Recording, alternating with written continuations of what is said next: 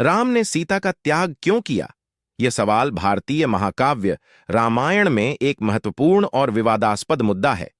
राम और सीता की कहानी रामायण में बहुत ही प्रसिद्ध है।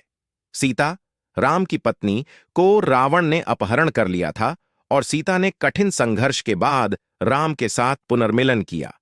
इसके बाद राम और सीता अयोध्या लौटे और राम को राजा बनाया गया। जनता की बातें। राम राज्य में जनता की राय और उनके विचारों की भी महत्वपूर्ण भूमिका होती है।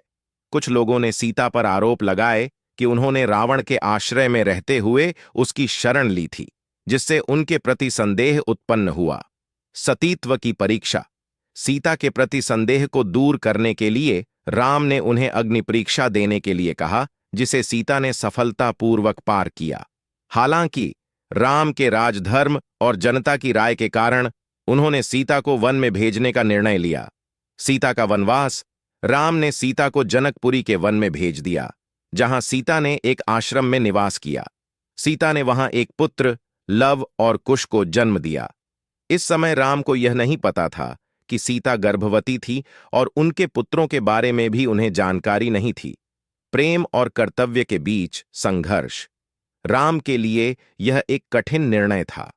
उन्होंने अपने कर्तव्य और जनप्रियता को ध्यान में रखते हुए सीता को त्याग करने का निर्णय लिया, जबकि उनका व्यक्तिगत प्रेम और भावनाएं उनके भीतर संघर्ष करती रहीं। राम का सीता का त्याग एक जटिल कहानी है, जिसमें प्रेम, कर्तव्य और समाज की अपेक्षाएं शामिल हैं। यह कथा हमें यह भी सिखाती है कि कभी-कभी आदर्शों और कर्तव्यों के बीच संघर्ष करना पड़ता है, जो व्यक्तिगत जीवन को प्रभावित कर सकता है।